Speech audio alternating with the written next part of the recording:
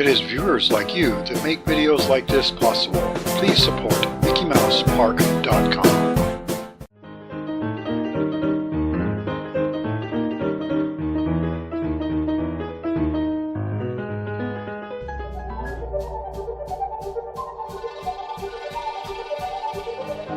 Like much of the rest of Disneyland, the railroad was built slightly smaller than full size. The train and its tracks are about 5/8 scale. The trains travel approximately 6,700 feet in a clockwise loop around the park, with stops at 3 stations along the line. Like the tracks themselves, all 4 stations are perched on the tall berm that surrounds the park. Today, each round trip begins from the Main Street station, takes about 25 minutes, making the train tour Disneyland's longest ride. The Main Street station, designed by Bill Martin, can hold 300 guests and spreading 270 feet from end to end above Disneyland entrance. Its interior displays have included old photographs as well as a miniature engine and caboose from the Carolwood Pacific. The diminutive Frontierland Station, renamed New Orleans Square Frontierland Station in 1966, is based on a station design used in the Disney film So Dear to My Heart. Attentive fans can watch the real working water tower just outside this station and listen for quiet, telegraph-coded passages from Walt Disney's opening day speech. Fantasyland got a new Videopolis station in 1985, its location a little further westward from where the earlier Fantasyland station had been. In 1993, the Videopolis station became Mickey's Toontown Depot. By now, the number of riders on the well-traveled Disneyland trains tops 300 million. In the 50-plus years of train trips total over 5 million miles, equaling 10 round-trip flights to the moon. What began as Walt Disney's youthful passion and backyard hobby continues to thrive as one of the most venerated and visited attractions in Disneyland history. Hello, folks. Welcome aboard the Disneyland Railroad. We're now on a grand circle tour of the Magic Kingdom, stopping at New Orleans Square, Mickey's Toontown, and Tomorrowland, followed by a visit to the Grand Canyon and a spectacular primeval world. Please stay seated during the trip with your hands and arms inside the train. And no smoking, please. The smoking lamp is out. You're riding aboard one of 4 genuine steam-powered trains of the Disneyland Railroad. The forerunners of these trains were the celebrated pioneers of the rail that spanned our growing country during the last century. Since we've been running this line, the Disneyland trains have covered enough track to circle the globe more than 150 times. Now, don't be surprised if you hear the roar of a lion or the trumpet of a wild elephant, because we're entering the jungles of Adventureland, the world's most exotic region. Keep a sharp eye out here.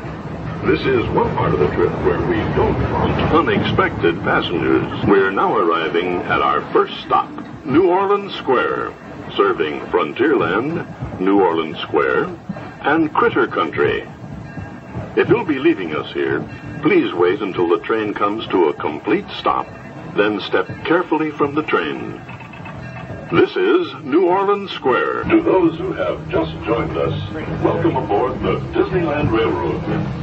Please stay seated while the train is moving with your hands and arms inside. And no smoking, please. We're now entering Splash Mountain, where every day is one of those zippity-doo-dah days.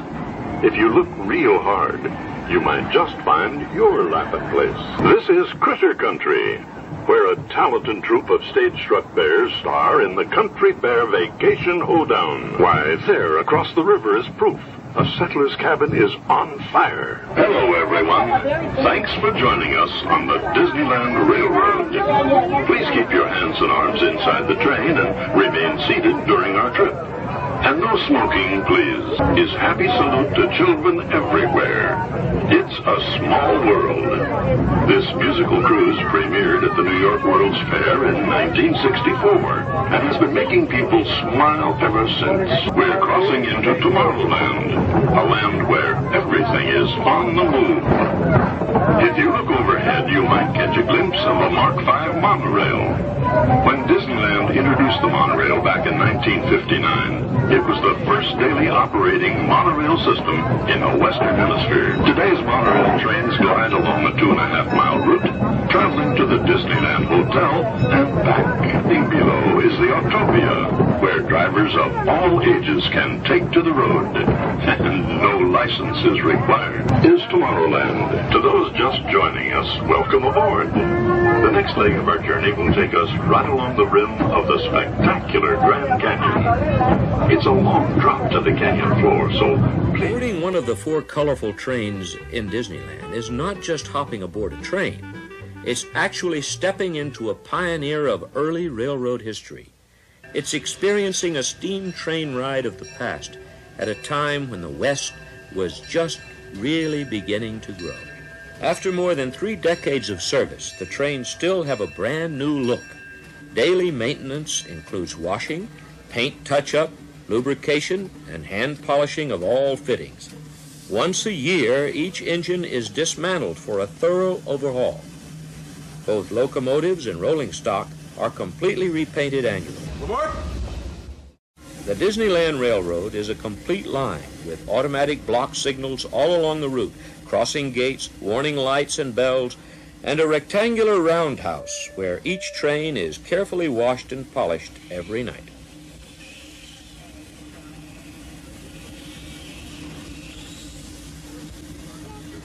With so much use, the trains must be kept always in top condition.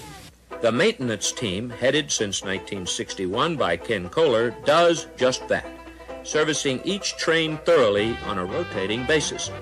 The train's gleaming appearances and smooth performances are quite a matter of pride.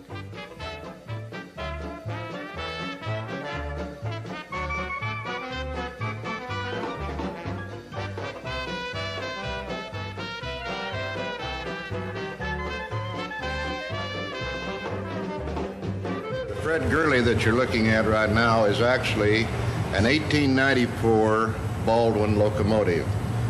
We bought her, brought her in here and refurbished her and put her in service in 1958 along with the opening of the Grand Canyon diorama. She came to us actually off from a plantation. We're used to haul sugar cane in the South. Great little locomotive. It's a solid frame. The tender's on board for the fuel and the water.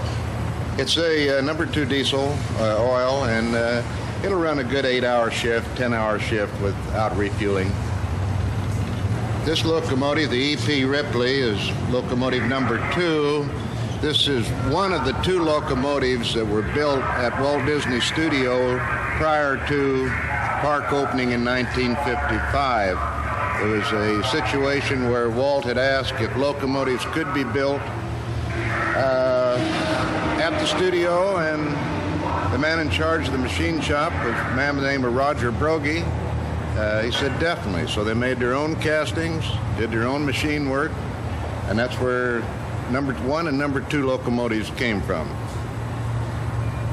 They are a replica of the locomotives around the turn of the century, what they were designed after.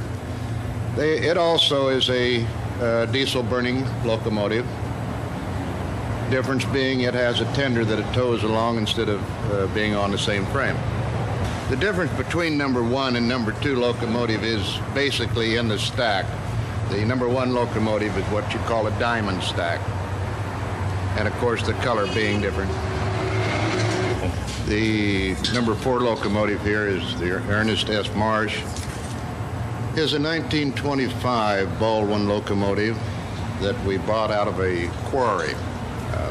That time she came to us with saddleback over the boiler that carried its water and fuel. We took it to the studio and refurbished it, took the saddle off, new boiler on, threw the running gears, built a tender for her, and put her in service in 1961.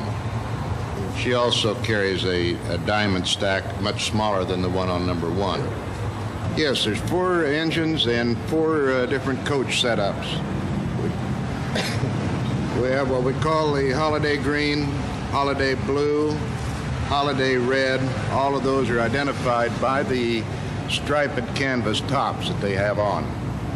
And then we have the excursion train, which actually represents an old excursion type train used in the South many years ago. Walt felt that the enclosed cars with their framed windows offered too limited a view of his Grand Canyon diorama and primeval world attraction. So they were thereafter used only occasionally in inclement weather.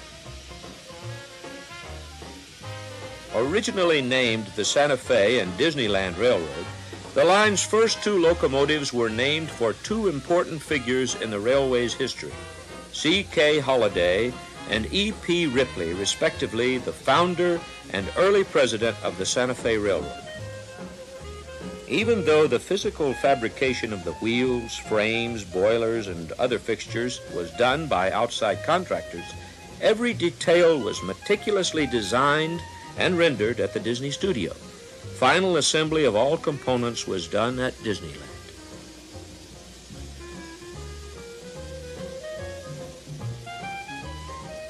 Authentic in every detail, from a brass guide on the cowcatcher to a shiny brass whistle atop the steam domes, the 15-ton engines are among the most colorful ever run on a regular schedule.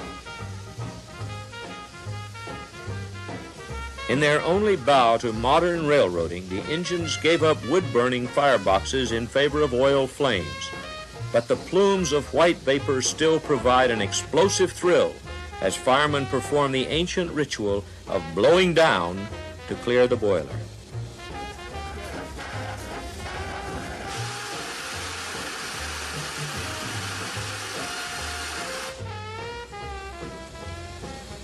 Old-timers and children alike watch in awe as the lustrous engines with flashing red wheels come rolling into the old-fashioned brick station on Main Street.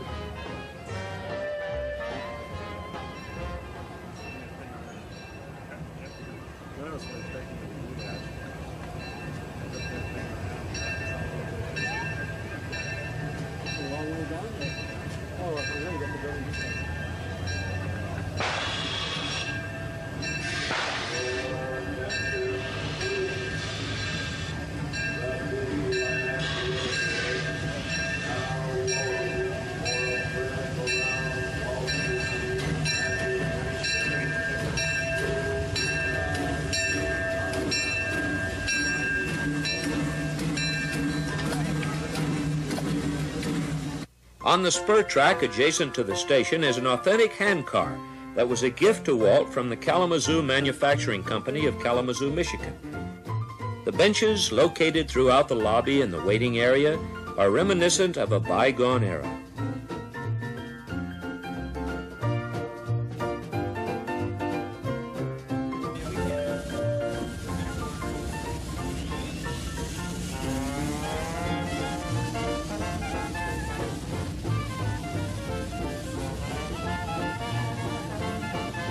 On Disneyland steam trains, adults relive memories of train rides of the past, while freeway-oriented youngsters experience travel as it was in a bygone era.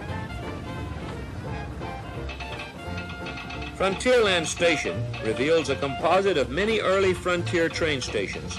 The sound of an old telegraph key clicking out messages can be heard through the open window of the station. To the left of the passenger depot is a train order signal. This type of signal is used to tell the engineer if there is a change in the train's orders or if there are any passengers or mail to be picked up at the station. This signal was given to the park in 1962 by William White, board chairman of the Delaware and Hudson Railroad Corporation.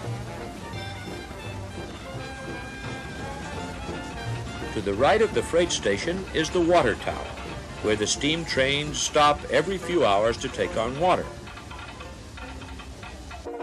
One car from the old train returned to the rails in 1976, but in a much grander style than before. Under the direction of Bill Cottrell, the outmoded observation car became the sumptuous Lily Bell, bicentennial special and presidential car of the Disneyland Railroad. Often seen but rarely experienced, the Lily Bell seats some 16 guests comfortably on chairs and settee upholstered in burgundy crushed velvet. Live palms, silk roses, brass fixtures, stained glass skylights, and ornate parquet woodwork ornament the car, which, though in service daily, is reserved for prearranged VIPs. On Disneyland's opening day, Walt Disney himself was at the throttle, along with California Governor Goodwin Knight and Fred Gurley, president of the Santa Fe Railroad.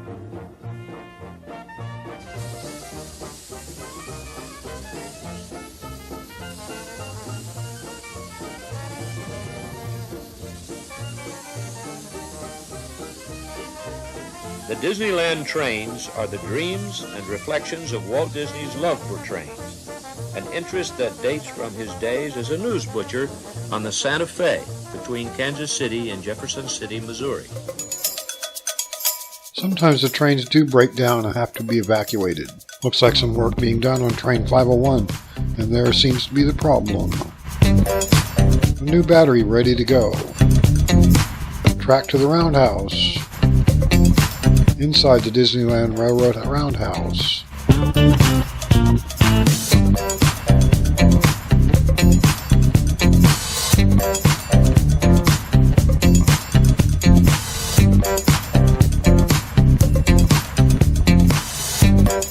Refueling the EP Ripley.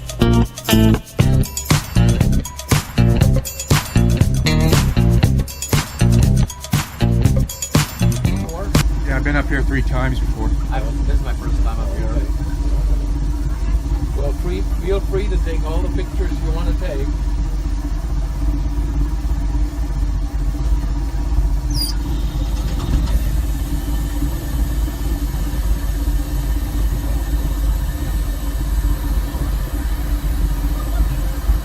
It's a genuine steam engine. The only thing we do not do is shovel coal. The biodiesel for our fuel. Our cooking oils we have in the park and so on. Send them out, get them clean, they bring them back to us, and we burn them up.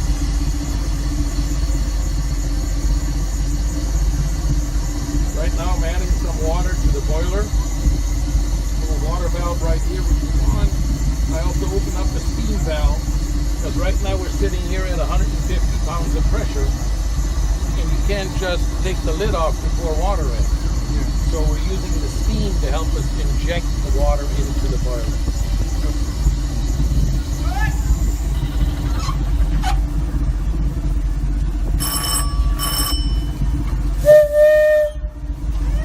We're going to go, so we turn the fire up a little. If you watch the hole down there, it's a bit bright.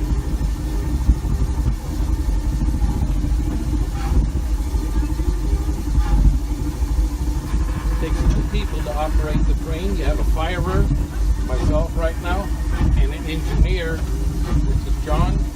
He drives the train. I'm the one that gives him the 150 pounds of pressure. So he has the pressure to drive it.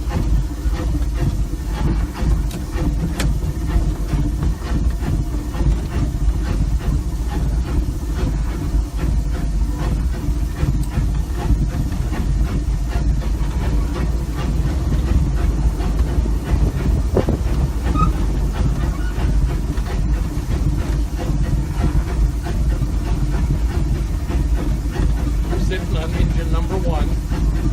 Engines 1 and 2 were built by the Walt Disney Company specifically for Disneyland. The other 3 locomotives we have are all Baldwin Locomotive Company. The oldest one going back to 1894. And that's the Fred Gurley?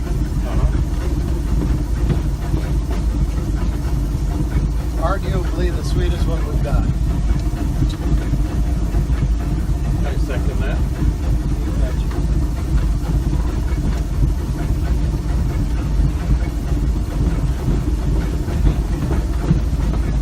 Come down into a state.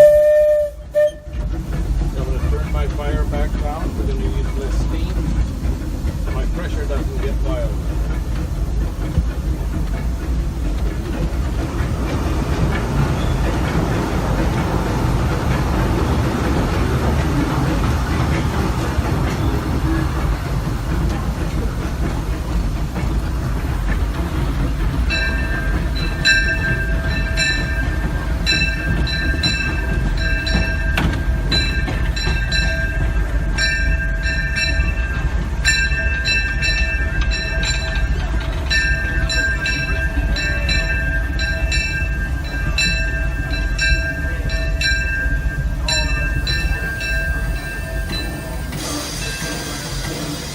noise that you hear right now, that unit right outside the window is a steam-driven air compressor. We need compressed air for our brakes. That's what this gauge is for. And just now that compressor kicked in, giving us some compressed air. That is the device that made Mr. Westinghouse's millions. Oh, yeah.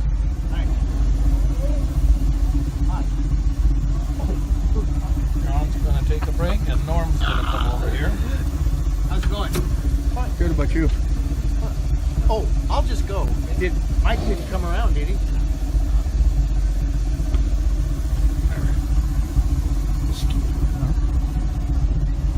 Almost our whole group are all engineers, although we have a few that are just firers. But the only reason they haven't made engineers because they haven't been around long enough to be trained. So what we do, we have the three of us are assigned to this train. We just rotate around. Every time we come by here, next time around I'll get off, he'll move over here, and John will get back and sit over there. Just makes it a little bit more interesting for everybody. You're not doing the same thing all day long. Yeah.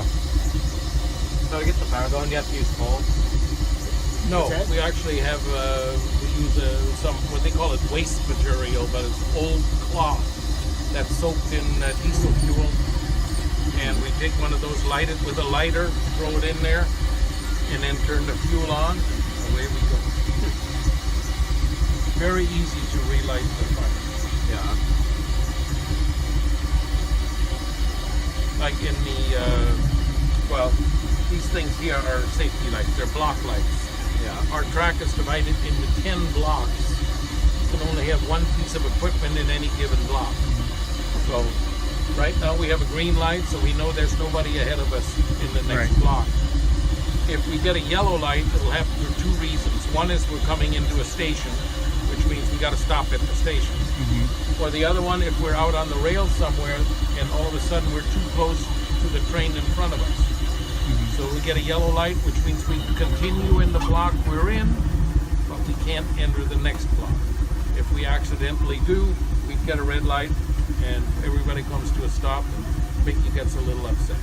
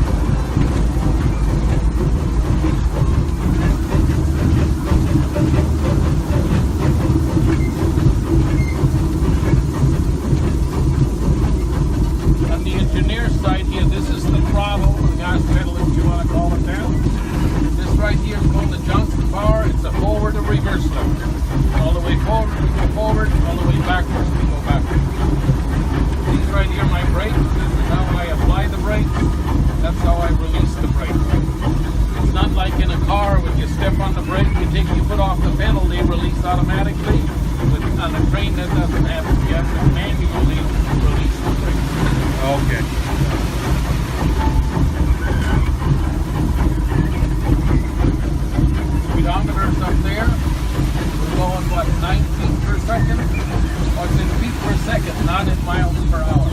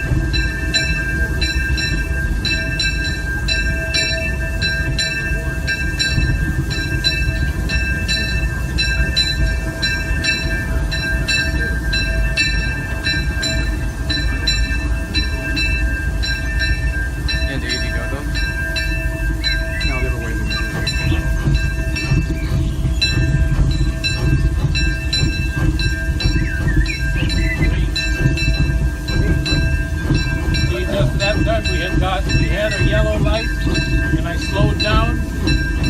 Now we got a green, we can go. Right up here, you'll see a marker, and that would have been the end of the zone.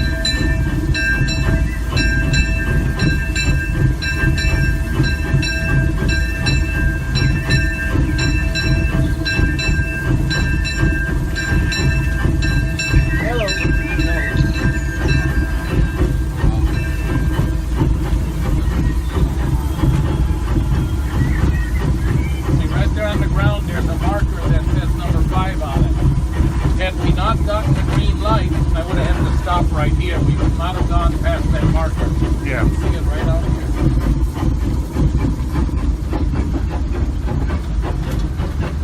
And now we have a yellow light again, and that's because this is the whole block all the way into Toontown Station.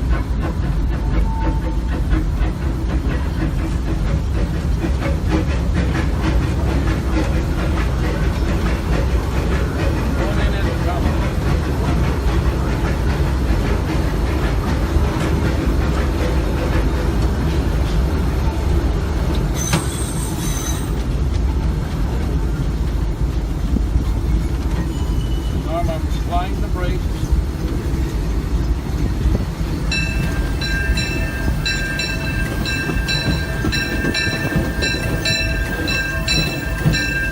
Train slowing down. I'm going to release it a little bit. Go there.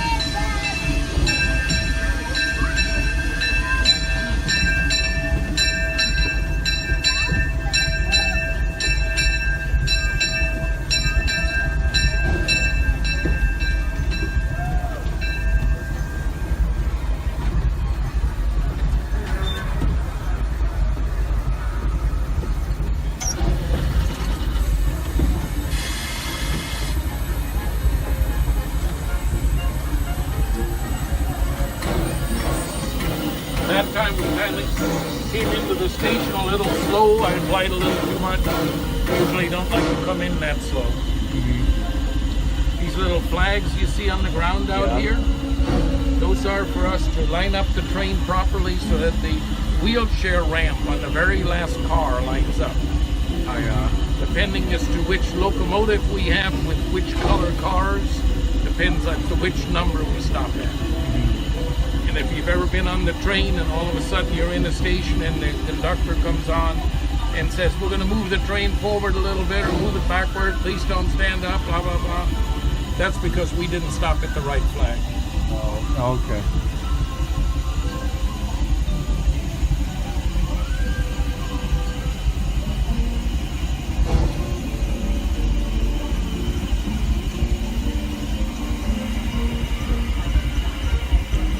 Questions? What year was this train made? I should say, I guess. I'm sorry? What year was this train made? 1955 was when it went into service. It was started and built in 1953, 54. Oh, wow. A little before your time. Yeah.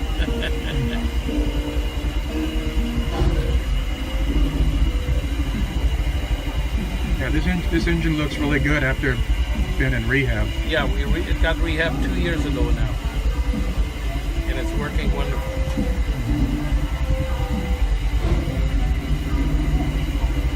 I kind of miss the old chugging sound that it made before it was on rehab.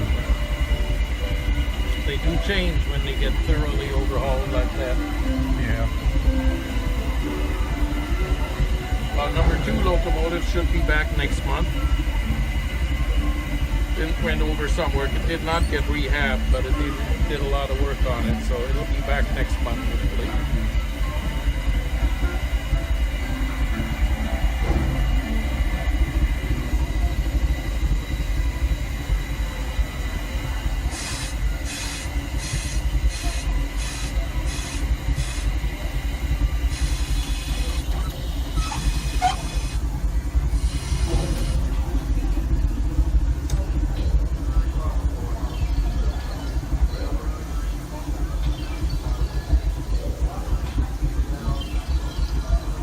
Adjusting the fire, that big brass bar, that's the fuel.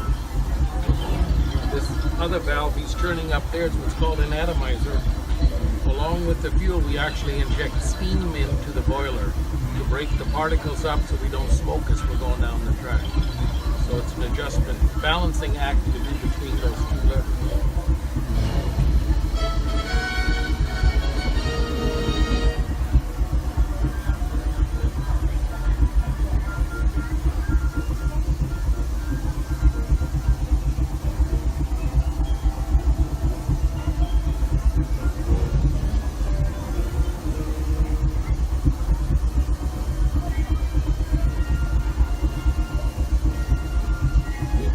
About 65 gallons of water every time we go around the track. 65 gallons. Oh, just 65. On each trip around the park. Where is all the water stored? You're sitting on it. That whole tender here is back there. You can see the front part of it, the one closest to you, is fuel, and everything back there is water. Carry a little over 400 gallons. Oh, so every 4 trips you do have to fill up? We actually, because the water tower is broken and we have to get our water out of the hose and it's rather slow, we get water every 2 trips. Oh, yeah. When the water tower is working, we only get water every 2 hours. Oh.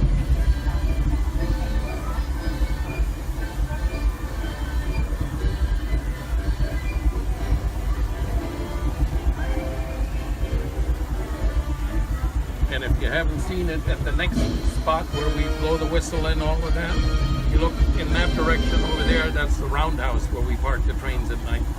The trains park downstairs, the monorail's upstairs.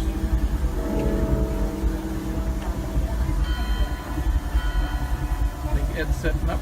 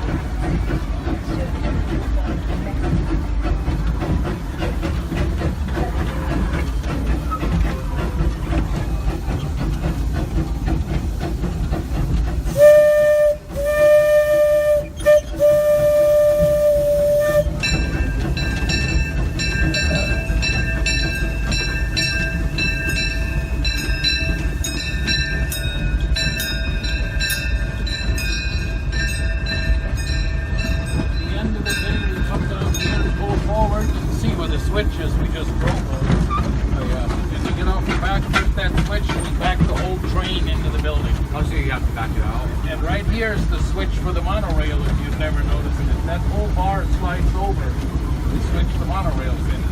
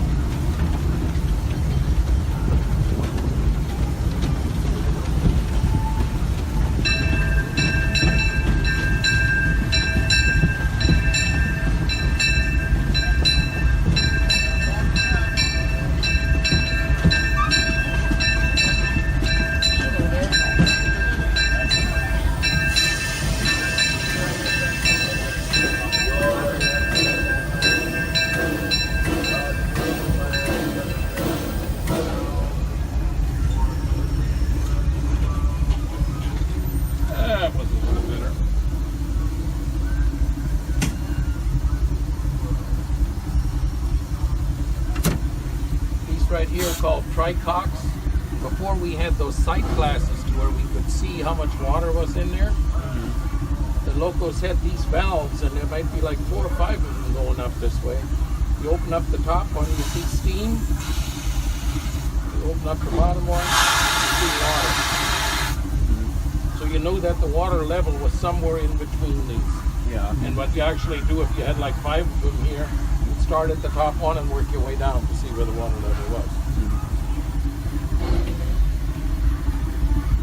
Water is the most important thing in a steam engine. If you run out of water, it gets to be very dangerous. If anything else, if you run out of fuel or steam, the worst can happen. You're not going to go anywhere. You're going to slow down. But it's not dangerous. Whereas if you run out of water, it gets very dangerous. Yeah. So one of the safety devices we have on here is this little sensor right there. If the water level gets too low, the sensor will set off an alarm like that. And once we hear that alarm, we have 30 seconds to bring the water level where it's supposed to be. If we don't, it'll hit a switch and turn the fuel off. Yeah. So that would turn the fire off, which means we're not going to be building anymore.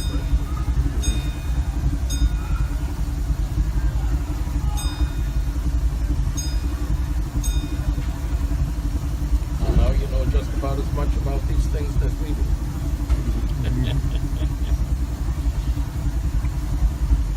This gauge right here is for the air compressor that I was talking about earlier. Yeah. One needle shows you how much air I have available to use. The other one shows how much I have actually applied. I put more air, use the brakes for some more, see? Flash was up. If I release the brakes, it will go down. These valves over here are just the same thing that he has over there. Yeah. The water can be controlled from both sides of the locomotive.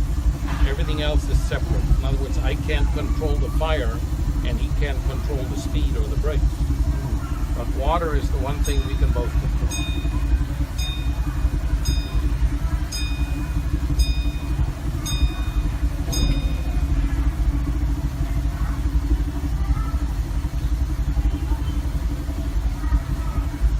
And then the train horn, it's just air that goes in, right? Not steam. It's steam. Oh, it's the steam? whistle is a steam whistle. Yes. Right. If you were here during the time that the trains were not working and we had a big exhibit at New Orleans Square, and we had a cutaway boiler there, and it was hooked to air, and it had a regular whistle on it, but it didn't sound anything like the train does. Same. Because it was run off of air, not steam. Same thing at Fullerton Railroad days. The same thing, exactly. Train whistles have different number of chimes in it. So go like 1 to 6 chimes on a whistle. Yeah. You know. So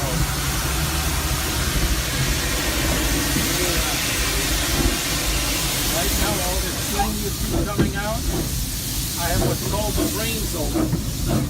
I just closed it. The cylinders themselves, where the piston is, they have a drain in the bottom of it.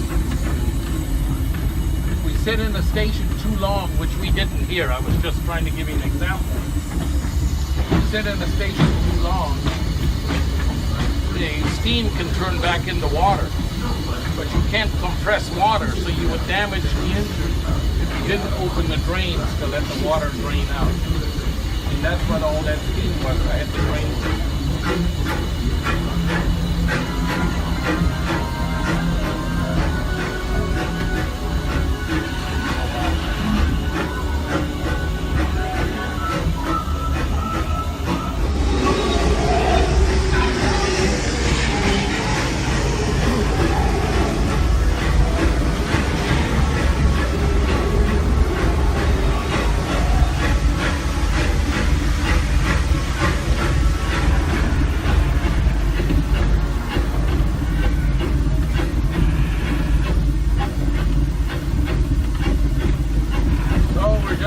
Back. Any questions?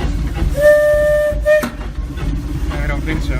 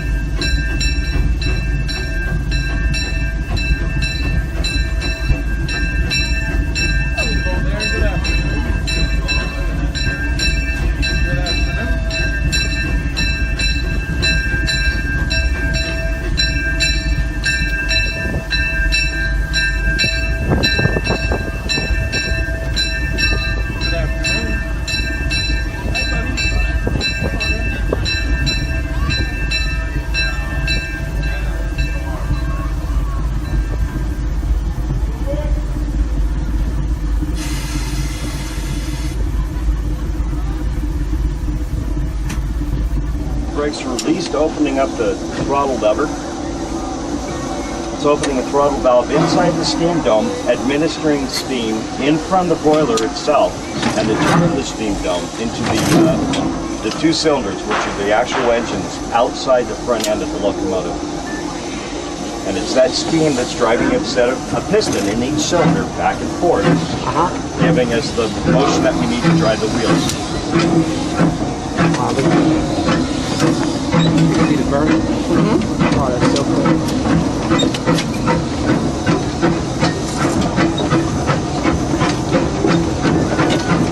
By the way, this is Jim. I'm Curtis. Oh, hi, Bill and Robbie. All right. Nice to meet you. Nice to meet you guys. Gentlemen, welcome aboard. I'm hoping to work here one day. And just think we said that a few short years ago ourselves. And here we are. They say that this is the newest engine built in the 50s. This That's one? correct. Yeah. They got others from the 1800. One of them's from 1800 or something. It's amazing that they're staying running. That's why we do a lot of rehab on there. This one was just rebuilt last year by the beginning of last year. Yeah. So we're actually two of the guys that are mechanics too. We don't just operate, but we work on it too.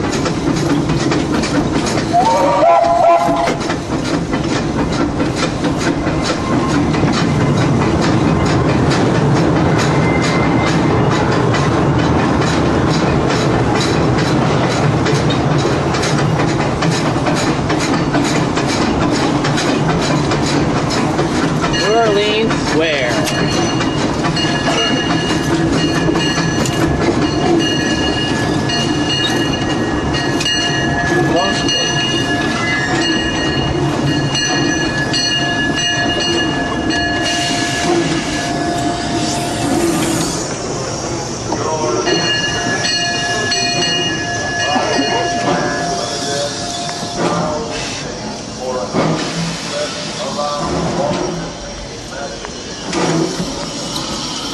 Got a series of marker plates out here on your right that indicate where a particular locomotive pulling a specific set of cars, where we stop in conjunction to proper alignment for something. Take care now.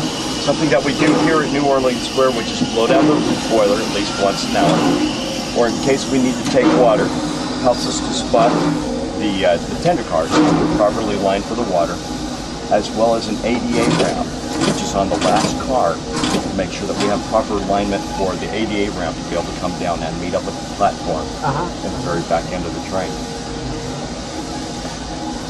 Aboard the Mark Twain are much larger than the engines and cylinders that we have aboard the locomotives here. You guys ride the Mark Twain yet? Yeah. Yeah. Yeah, that was. I didn't realize it has a real steam engine. It truly does. We run that too. Oh, wow. It's a Scotch Marine design boiler that's located in the middle of the main deck. And we fire that boiler at approximately between 100 to 110 pounds. It's a fairly low pressure system actually. And it's delivering the steam through an overhead pipe into the two engines, which are towards the back end of the boat. And they may have a 16 to 18 inch diameter, whereas the pistons aboard the locomotives are only 10 inch diameter, I believe. We have a very short stroke here for those pistons going back and forth inside the cylinder. On the Mark Twain, each engine takes a 4-foot long stroke. What are the valves and all this? What do all these? Does this require steam? Well, my job is to keep the pressure at about a 125. This is main field blower and atomizer. So if it goes too high, you let some of the pressure off? Well, I can adjust the atomizer, the blower. The blower obviously keeps a lot of air circulating inside the firebox. And it just helps keep the fire at a nice, or whatever I want to do, keep it a hot fire or a low fire. I see. And how do you saw that? Does the light what tells you when to go? They tell us when to go. In a way, the outside light that you see that we're just about to cross here on the right is considered a dispatch signal for the conductor. Oh, I see. Okay. And once that turns green, it tells the conductors that we are clear to leave the station at their discretion.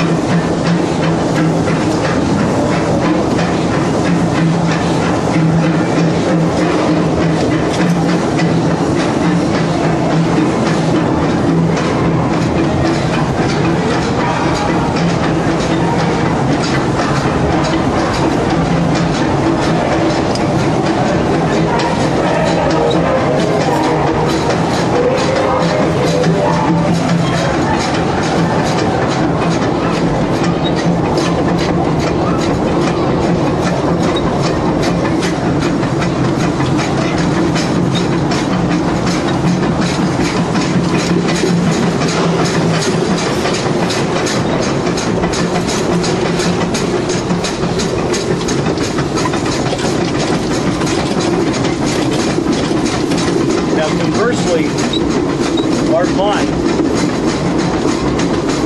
is configured or set up in 10 physical blocks.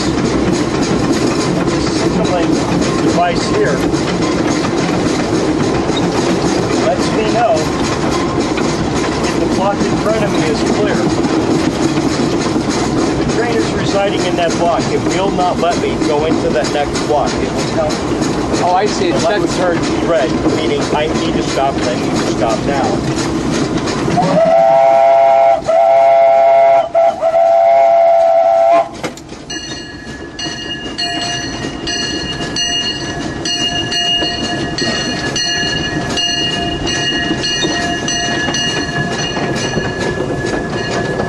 My bad, I thought she was going to start working with water, so I back off a little bit. Whatever you gotta do over there, don't matter. Really back off.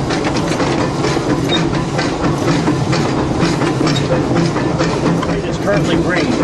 That means the physical block ahead of me is unoccupied by a train. I see. So I can go right into that next block.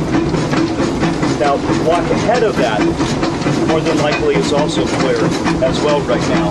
But since our goal is to approach and make a stop at the next station, which resides in the very next block, as soon as we cross into that next physical block, which will be about 15 feet, I'm going to get a yellow light. That just means that I'm clear to the station of where I'll stop. And there's my yellow light.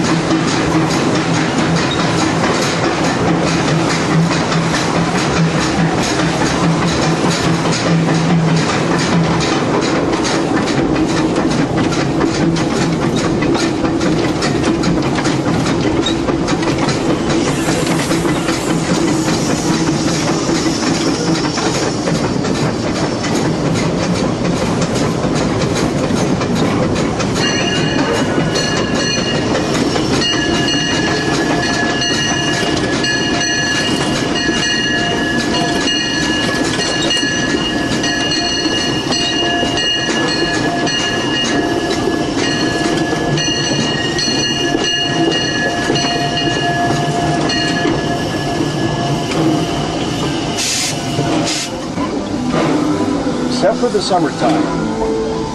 In the summer months, it's very easily at least 130 degrees inside the cab throughout the entire day. As we're sitting directly behind the back head of the boiler. Right, right. And all these valves are going right into and attached to physically Sure, the boiler radiating itself. the heat out. Radiating. How long do you work without a break? We'll go 2 hours. 2 hours. Take care, buddy. See ya. We have an 8-hour shift. So you're on so to we're up on to? for 2 hours. Take a 15-minute break. Oh, 15 30-minute minutes? lunch. Oh, and then we're right back on. Our job is to make sure that they get the break. And Chris and I are actually breakers today. So instead of being charged to a particular cab and it being our responsibility for the day, we get to just go around from one cab to the next, relieving those crews throughout the day. Oh, I see. In this fashion, it's very cool because we get to operate all the equipment over the course of one day. Oh, yeah. And they're all different. All the engines are different? Essentially, yes. And you will find that even though because they're so mechanical, they develop a personality, if you will, an operating personality, and that personality changes from day to day because it's just such a basic mechanical type of equipment. Interesting. Very interesting.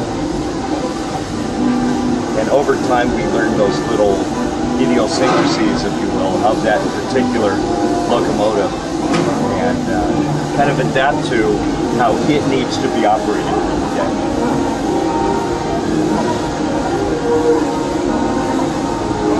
How often do you have to take on coal?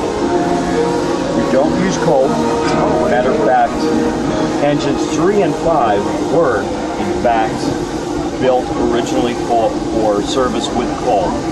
But sometime during their career, they were converted over to burning fuel oil, which is what we use today. Oh, fuel oil. Is a type of fuel oil.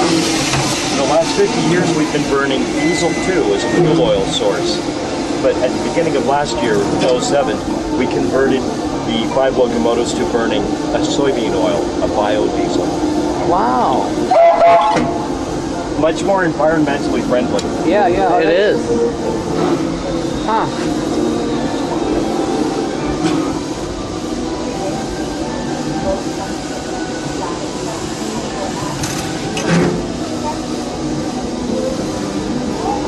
On a straight track, what would be a top speed that the engine could go? 30 miles an hour. Excuse me, up to perhaps 40 miles an hour. Wow. And make that just the locomotive itself, along with the tender car for the fuel and the water. Yeah.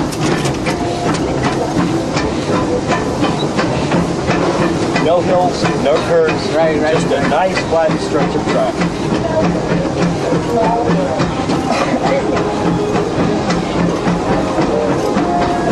It also depends on the wheel configuration of each locomotive. The larger the diameter of the wheel is,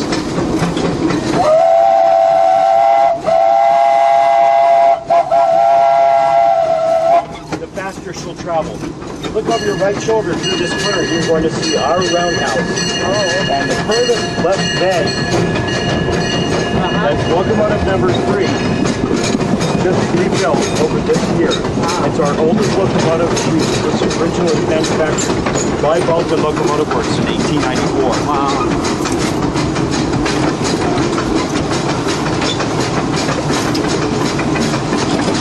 How long is the trip around the park? How many miles is it? I believe just over 1 mile. Curtis, can you help me out with that? You're right.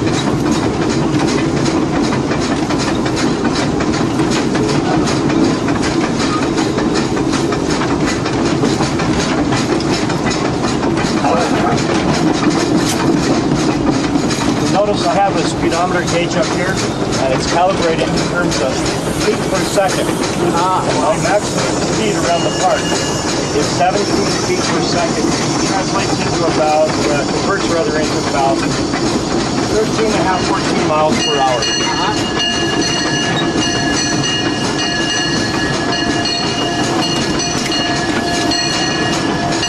Hello, Buck. We're back there.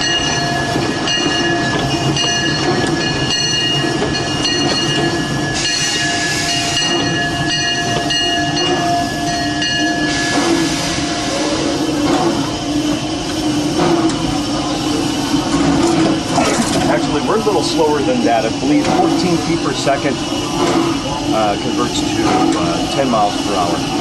So we're probably traveling between 11 and 12 miles per hour. 15 feet per second is 12.88 miles an hour. Very good. I forgot. So we're taking a relatively slow pace around the park. Right. Well, people enjoy the ride, just to relax and sit down. As do we. Yeah, right. You're the ones driving it, so of course you enjoy it. Oh yeah. We're operating vintage, truly vintage live steam equipment in a multi-million-dollar landscape. We're having a good time. Yeah. And they actually pay us for it. So yeah, we have a very good time. Although, let it be known that when the summer months roll around, It's hot. yeah, You must drink a lot of liquid. we do. Matter of fact, speaking off the record, my name is currently Fred. Uh-huh, if I have sure, my name Fred, tag yeah. on, but during the summer months, we particularly are encouraged to always have water with us, whereas in the rest of the park, it's kind of an the company shies away from guests being able to see us carrying something like this. But in this heat, Or you have to. It's a matter of survival for us, really. Exactly. Because like I said, one of our engineers truly brought in a thermometer, an automotive thermometer, one day in the middle of that last heat wave that we had. Suspended it from the cab roof. And we said, Gary, we already know it's hot. We don't have to prove anything. I want to see what it is. And what was it? It pegged at 130. Oh my God. Oh, gee. That's too much. Oh, that's hot. So we earn our pay during those summer months. Yeah, that's...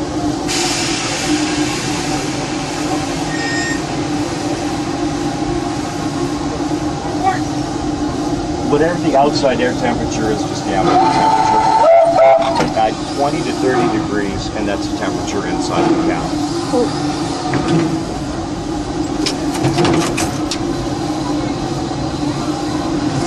So Curtis explained a bit about the fireman's side and his controls as the fireman. She's not going to go. Essentially, the center pit has been centered up inside the cylinder, and I can't gain a movement advantage, at least in the forward direction. So I'm going to go back a little bit, up to about a foot.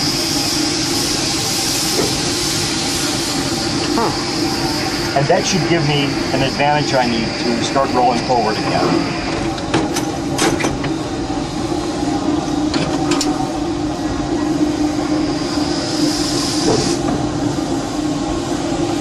And there we go. So on my side of the cab, throttle lever, a reversing lever, as you just saw. Yeah. I bring that all the way back. It causes the wheels to rotate backwards. So it's affecting the direction of the train, as well as, once we're in motion, I can start bringing this bar back. And for the same throttle setting, I'm using less speed for the same amount of work. It's like an economizer or a gear shift, in a way.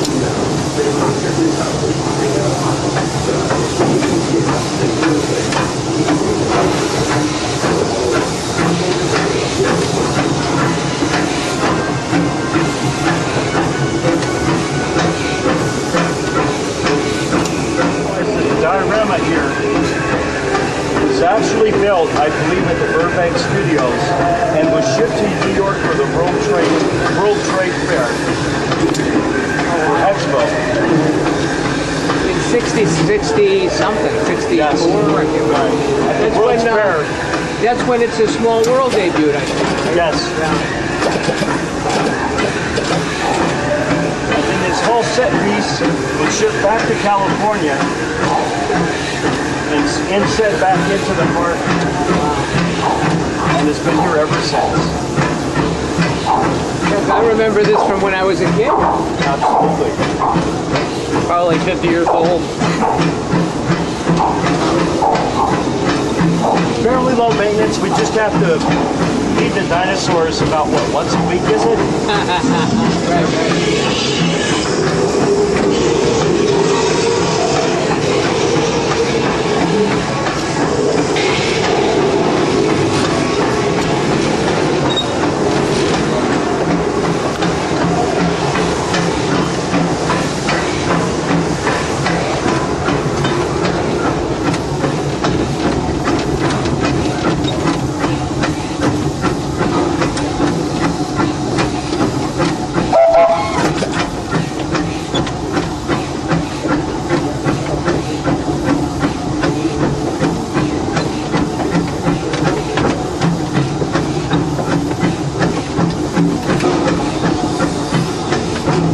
Your brother lived out there, right?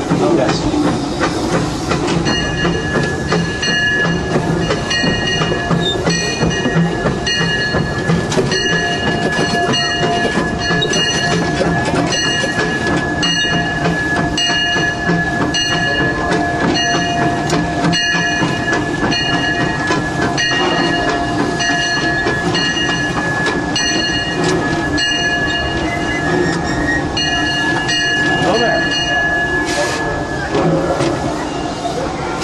Oh, this is great.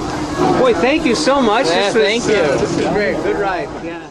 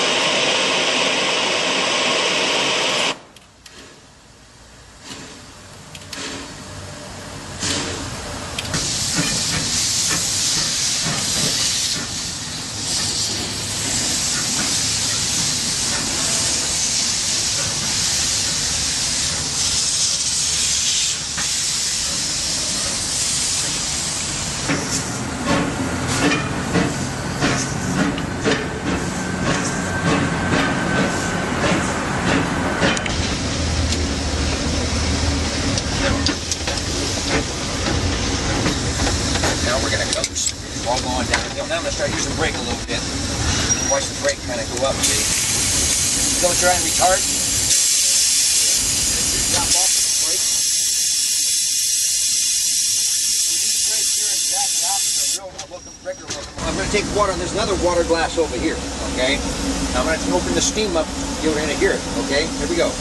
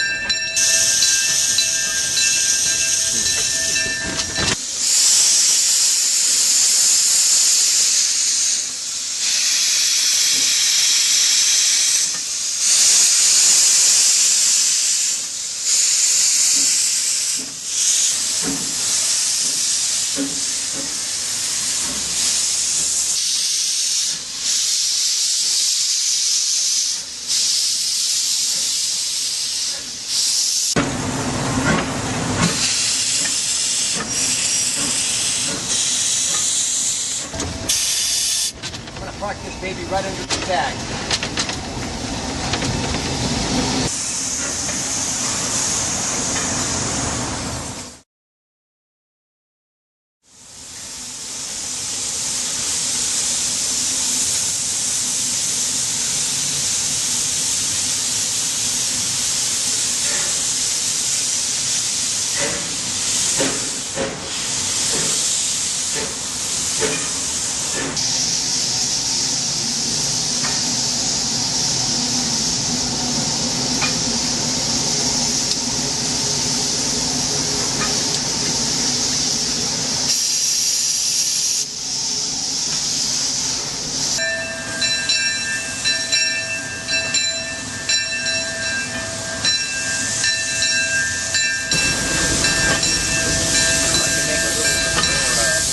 Jumping sound with a brake on it like that.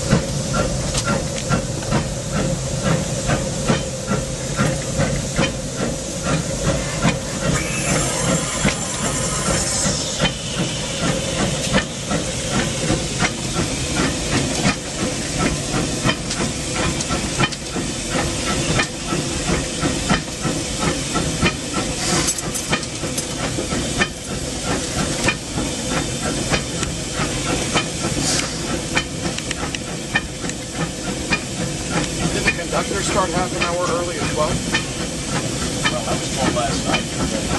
The conductor wanted to do early. So somebody's going to do it.